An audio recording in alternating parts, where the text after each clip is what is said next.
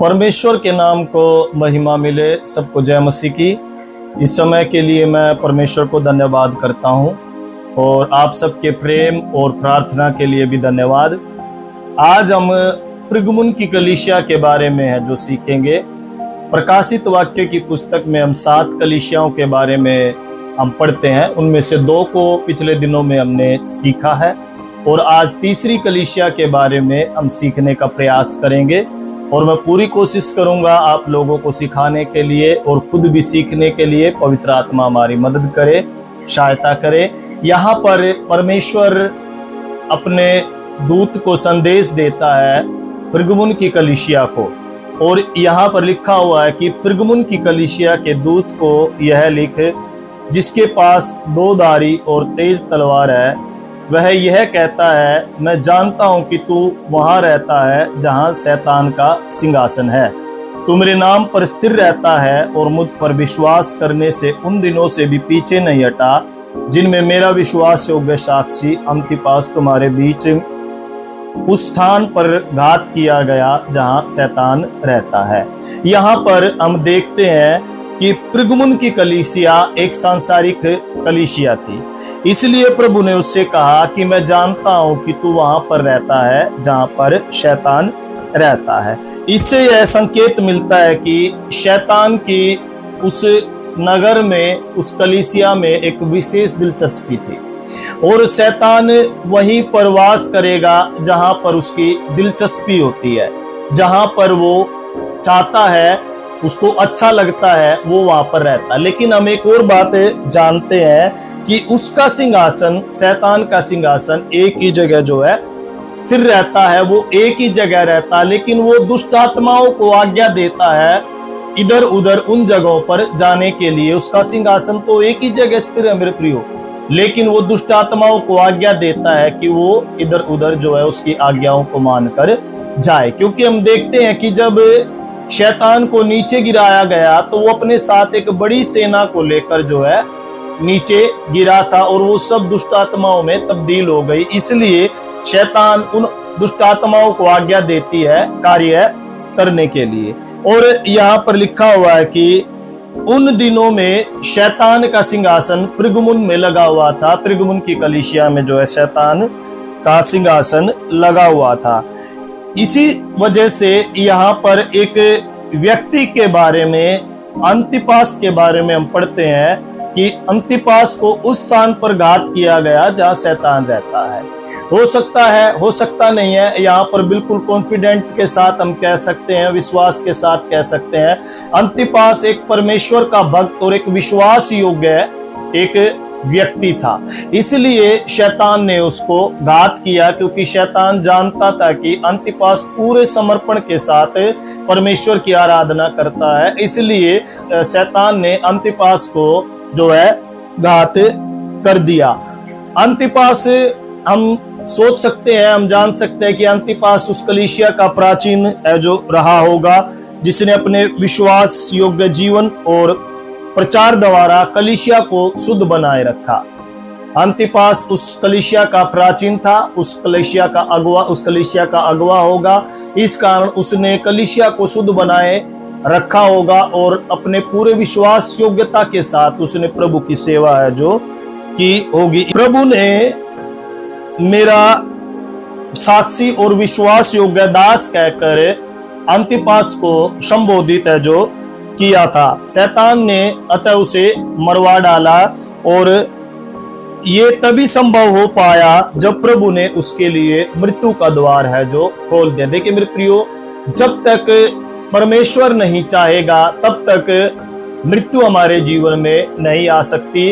अंतिपास के लिए परमेश्वर ने मृत्यु का द्वार है जो खोल दिया और शैतान ने उसे मरवा डाला, क्योंकि हम पढ़ते हैं कि मृत्यु की कुंजिया प्रभु यीशु मसीह के पास है। और हम पढ़ते हैं कि मृत्यु की कुंजिया प्रभु के पास है।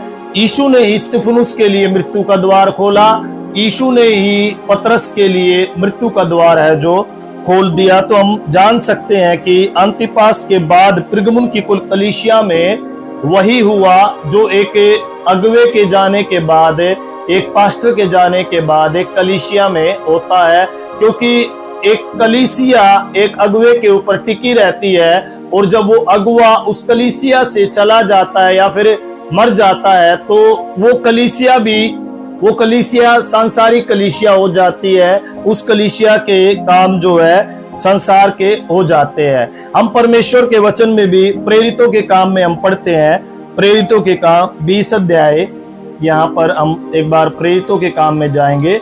प्रेरितों के काम 20 अध्याय और 20 की यहाँ पर 29 और 30 आयत में हम पढ़ते हैं। 29 और 30 आयत यहाँ पर लिखा हुआ है कि मैं जानता हूं कि मेरे जाने के बाद फाड़ने वाले भेड़िए तुम में आएंगे, जो झुंड को न छोड़ेंगे।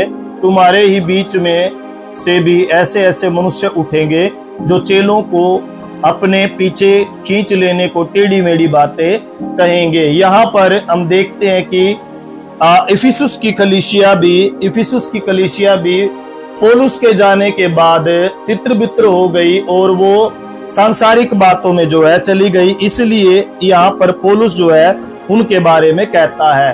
और प्रिगमुन की कलीसिया को भी विलाम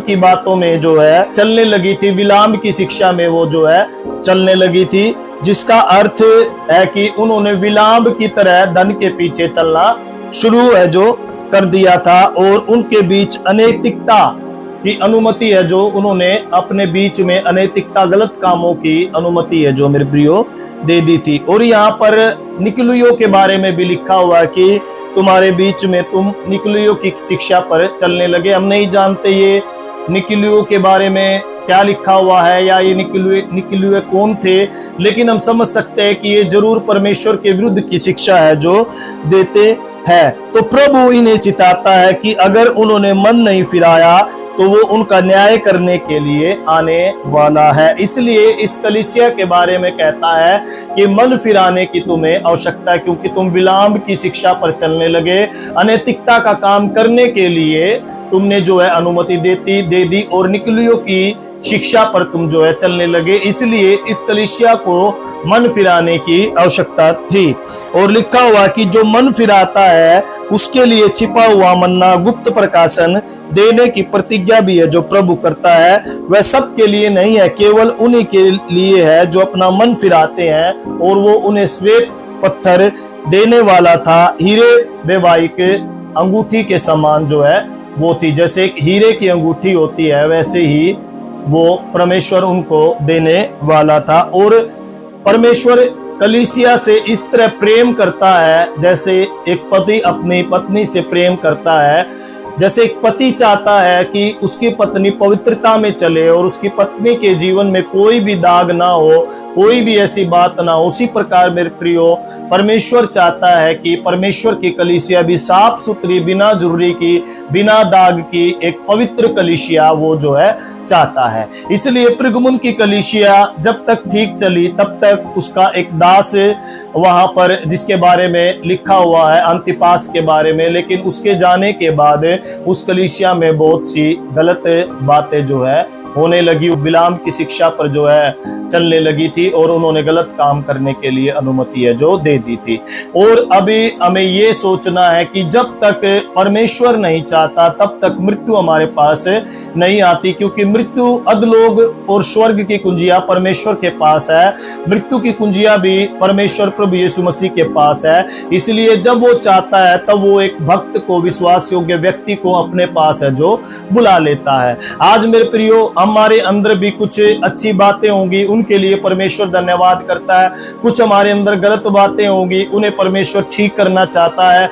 आज हमें अपने जीवन को जांचना है मेरे प्रियो, अपने जीवन को देखना है कि हम कहां पर निर्बल है और कहां पर हमारे जीवन में कमियां है, या हम कौन सी शिक्षा पर हम लोग जो है चलने लगे। क्या हम विलाम की शिक्षा पर हमने मन लगा लिया जिसके विरुद्ध में परमेश्वर कहता है। अगर ऐसा है मेरे प्रियो तो आज हमें अपने मन फिराने की जरूरत है। जब हम मन फिराएंगे तो परमेश्वर हमें स्वर्गीय मन्ना देगा और वो जो है स्वर्गीय आशीष देकर हमें आशीषित है जो वो करेगा। मैं आप लोगों के लिए इस समय प्रार्थना करना चाहूंगा। स्वर्गीय पिता, हम धन्यवाद के साथ तेरे पवित्र चरणों में आते हैं। जीवन दिया परमेश्वर, हम आपको धन्यवाद देते हैं। आज प्रगमुन की कलीसिया के बारे में कुछ बातें हमने सीखी प्रभु जी। हम प्रार्थना करते हैं पिता, प्रभु जी कमियां भी हैं प्रभु जी, अच्छाइयां भी हैं प्रभु जी। आज हम भी परमेश्वर पिता अपने जीवनों को सुनने वाले सभी लोगों के जीवनों को प्रभु तेरे हाथों में सौंपते हैं। पवित्र आत्मा तेरी दया कर, तेरा अनुग्रह कर प्रभु जी। हम प्रभु जी हालेलुया तेरा नाम जानते हुए संसार के पीछे ना चले जैसे ये प्रगमुन की कलीसिया चलती थी प्रभु। धन्यवाद देते आज हम विश्वास योग्यता के साथ तेरे पीछे चलने वाले बने प्रभु। धन्यवाद धन्यवाद, सारी महिमा तुझे देते हैं। यीशु नाम में हम प्रार्थना मांगते, सुन और ग्रहण कर पिता, आमीन। सो परमेश्वर का धन्यवाद हो। आज हमने प्रगमुन की कलीसिया के बारे में जो है सीखा, जो एक सांसारिक कलीसिया थी, संसार के पीछे चलने वाली। अगर परमेश्वर समय देता है तो बाकी जो कलीसियाएं हमारी बची हुई है, जो हम प्रकाशित वाक्य में पढ़ते हैं, उनके बारे में हम लोग जरूर सीखेंगे और सिखाएंगे। पवित्र आत्मा में मदद करें। यदि आप लोग प्रार्थना कराना चाहते हैं तो आप स्क्रीन के ऊपर जो नंबर दिया गया है उस पर आप संपर्क कर सकते हैं। हम आपके लिए प्रार्थना करेंगे। आपके प्रेम और सहयोग के लिए भी धन्यवाद। आप अपना ध्यान रखें। परमेश्वर आप सबको आशीष दे। जय मसीह।